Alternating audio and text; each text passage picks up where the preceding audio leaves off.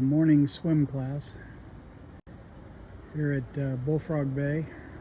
As you can see, the water is looking really muddy after the rainstorm the other night, and it looks like it's going to be an all swim. Looks like it's going to be an all swim as they move closer to the edge.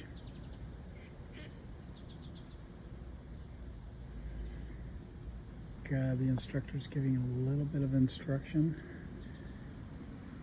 And we have 1, 2, 3, 4 in the water, and a bunch of chickens that aren't going to venture out there yet. Water must be cold. Oh my goodness. When we get the invisible fence in, this will be very interesting with Bailey out here.